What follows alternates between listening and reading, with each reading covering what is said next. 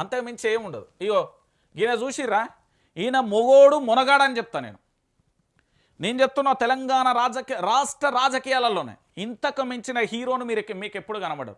సినిమాలలో కనబడే 3 గంటల హీరో తెర మీద కనబడే హీరో కాదు.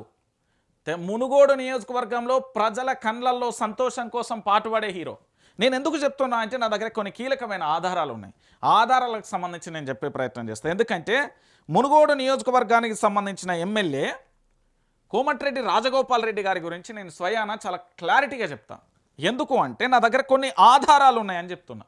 మునుగోడు నియోజకవర్గంలో కోమటిరెడ్డి రాజగోపాల్ రెడ్డికి సంబంధించి అక్కడ బాలబాలికలు పడుతున్న అవస్థను చూసి వారి యొక్క తల్లిగారి పేరు మీద అక్కడ స్కూల్ నిర్మాణం చేసిండు సొంత నిధులతోని, సొంత పైసలతోని. అదే వేరే నియోజకవర్గాలైతే ప్రభుత్వం నుండి వచ్చే పైసలను దొబ్బి తింటారు. కానీ ఈ మనగాడు తన యొక్క సొంత పైసలతోని తన బిడ్డలు, తన ఇంటి బిడ్డలు, తన బిడ్డల లెక్క చూసుకోవాలని వాళ్ళందరికీ మంచి స్కూల్ కట్టించాడు. ఇంకొక విషయం ఏం తెలుసా, రాజగోపాల్ రెడ్డి ఒక దవాఖానా పోయినప్పుడు వాళ్ళ నియోజకవర్గానికి సంబంధించిన కొన్ని కుటుంబాలను చూసినప్పుడు మద్యం షాపులో తాగి లివర్లు ఖరాబ్ అయ్యి కొంతమంది చనిపోతే, యువకులు చనిపోతే, యుక్త వయసులో వాళ్ళు పెళ్లి చేసుకున్న వాళ్ళ భార్యలు వాళ్ళ మెడలలో తాలిపుస్తలు లేకపోతే ఆ కుటుంబాలు పడుతున్న వేదన అన్నీ చూసి కన్నీటి పరితమై మునుగోడు నియోజకవర్గంలో మద్యం షాపులకు సంబంధించి దానికి కాస్త టైం విధించాలి, లేకపోతే పొద్దుగాలనే ఏదో మంచినీళ్ళు అయినట్టు మద్యం తాగుతున్నారని రాష్ట్ర ప్రభుత్వంతో అధికారులతో ఫైట్ చేసి విజయవంతం చేసిండు మునుగోడు నియోజకవర్గంలో. నిజంగా సెల్యూట్ చెప్పొచ్చు. రెండో అంశం.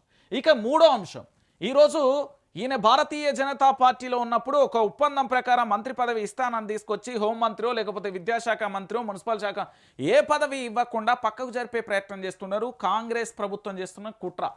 ఇక నాలుగో అంశం, సొంత పార్టీలో ఉండి ప్రభుత్వాన్ని విమర్శించిన ఏకైక ఎమ్మెల్యే మంచి విషయంలో ఇప్పుడు ఏం మాట్లాడిండో కూడా చూద్దాం మనం. సీఎం మంత్రుల ఇలాకాలోనే నిధులన్నీ పోతున్నాయి, ఎమ్మెల్యేల నియోజకవర్గాలను నిర్లక్ష్యం చేస్తున్నారు, కాంట్రాక్టర్లకు బిల్లులు చెల్లించడం లేదు, సీఎం దృష్టికి వెళ్తే వారంలో చెల్లిస్తామన్నారు, 3 వారాలు గడుస్తున్నా ఒక్క బిల్లు కూడా రాలేదు, ప్రభుత్వ తీరు మారకుంటే ఏదో ఒక రోజు బాంబు పేలుస్తాం, మునుగోడు అభివృద్ధికి నిధులు ఇవ్వకుంటే సహించాం. ఎమ్మెల్యే కోమటిరెడ్డి రాజగోపాల్ రెడ్డి చాలా క్లియర్ కట్గా ఒకటే అంశాన్ని చెప్తున్నాడు. ఏమని చెప్తున్నాడు అంటే బాంబు పేలుస్తా అంటున్నాడు. ఆయన దగ్గర ఇంత పెద్ద ఫైల్ ఉన్నది మన రాష్ట్ర ప్రభుత్వం యొక్క అవినీతి చిట్టా ఒకటి. రెండో విషయం ఏంటంటే కాంట్రాక్టులు, వాళ్ళ నియోజకవర్గంలో అభివృద్ధి పనులు జరగాలంటే కాంట్రాక్ట్ అనేట ఆయన ఉండాలి. అది రోడ్ వేయాలన్నా, డ్రైనేజ్ కట్టాలన్నా, వీధి దీపాలు పెట్టాలన్నా, బడి కట్టాలన్నా, గుడి కట్టాలన్నా, ఇల్లు కట్టాలన్నా, సంక్షేమ పథకాలు ఏది చేయాలన్నా కూడా కాంట్రాక్టర్ అనేది మెయిన్ పిల్లర్. మరి ఆ కాంట్రాక్టరు పనులు మొదలు పెట్టిన తర్వాత బిల్లులు ఇవ్వకపోతే మధ్యలోనే వదిలేసి వెళ్ళిపోవాల్సిన పరిస్థితి ఏర్పడుతుంది. దానివల్ల అభివృద్ధి అనేది కుంటుపడుతుంది అన్నాడు. ఇంకొక విషయం ఏంటంటే మంత్రుల నియోజకవర్గానికి మాత్రం నిధులు మాత్రం గోదావరి గలగలగలగలగలమని వెళ్ళిపోతున్నాయి, కానీ ఎమ్మెల్యేల నియోజకవర్గానికి మాత్రం నిధులు రావట్లేదని సంచలన స్టేట్మెంట్ ఇచ్చిండు రాజగోపాల్ రెడ్డి. ఈయన కదా నిజమైన నాయకుడు, ఈయన కదా నిజమైన హీరో, ఈయన కదా నిజమైన నాయకుడు. అంటే రాజకీయ నాయకుడు అంటే నిజమైన సేవ చేయాలి, సేవ దృక్పథంతోనే మేము రాజకీయాలలోకి వచ్చినాం అంటే ఈయనను చూసి నేర్చుకుని రియల్ హీరో. నేను చెప్తున్నా కదా, నేను మొత్తం గ్రౌండ్ లెవెల్లో నేను మాట్లాడినా అంటే శాసనం, ఎందుకంటే ఖచ్చితంగా ఆధారాలు లేదని నేను మాట్లాడా.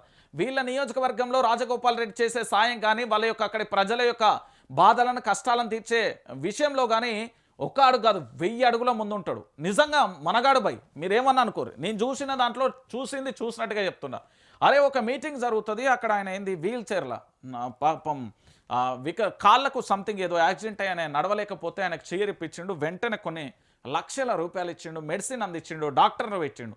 ఆ తర్వాత ఇంకో కుటుంబానికి పోతే వాళ్ళ ఏంది యుక్త వయసుకు వచ్చిన వాళ్ళ కుమార్ జరిపితే ఆ కుటుంబాన్ని మొత్తం ఈయన సాధింది. దాని తర్వాత ఇంకొక ఆయన ఆర్థికంగా లాస్ అయ్యి ఆత్మహత్య చేసుకుంటే ఆయన అప్పులన్నీ గచ్చిండు. ఎంత గొప్పోడండి, నిజంగా నాయకుడేనే. సేవ చేయడానికి వచ్చాను, నేను రాజకీయాలలో సేవ చేయడానికి వచ్చినామని చాలామంది నాయకులు చెప్తారు కదా, వాళ్ళు కాదు నాయకులు. ఇగో ఈయన నాయకుడు. ఈయనను చూసి తెలంగాణ కాంగ్రెస్ నేతలు మారాలి, ఈయనను చూసి తెలంగాణ రాజకీయ నాయకులు మారాలి, ఈయనను చూసి తెలంగాణ రాజకీయ వ్యవస్థలో ఉన్న చాలామంది నేతలు మారని ఈయన మార్గదర్శకంలో ఉన్నాడు. రియల్ హీరో, మీ లెక్క డూప్లికేట్ హీరో కాదు, రియల్ హీరో. 3 గంటలు సినిమా తెర మీద నాట్యం చేసే హీరోలు కాదు ఈయన, రియల్గా పబ్లిక్లో ఉండి ప్రజలకు సేవ చేసే రియల్ హీరో. ఈయనను చూసి బుద్ధి తెచ్చుకోర్రి. ఇలాంటి నాయకుడు మాకెందుకు లేడని ఫీల్ కావాలి. నిజంగా ఆయన చేసే పనులు, అరే వాళ్ళకి సంబంధించి యువతకి ఏమైనా కావాలంటే సరే బిడ్డ కానీ ఇచ్చేస్తుండడు. పేదోళ్ళు వచ్చి వృద్ధులు వికలాంగులు కనబడితే ఏమన్నా అయితే ఎమ్మటే కథం వల్ల సమస్య అక్కడే పరిష్కారం. హాస్పిటల్ బిల్లులైనా ఆసుపత్రి మెడిసిన్ బిల్లు అయినా ఏదంటే అది అబ్బా ఇలా నిజంగా దేవుడు అండి వాళ్ళ నియోజకవర్గాన్ని దొరికిండు. మునుగోడు గసొంటి ఎమ్మెల్యే మాకు ఉంటే బాగుండు అనిపిస్తుంది, నాకే అనిపిస్తుంది, ఎక్కడో కాదు. నేనే చెప్తాను.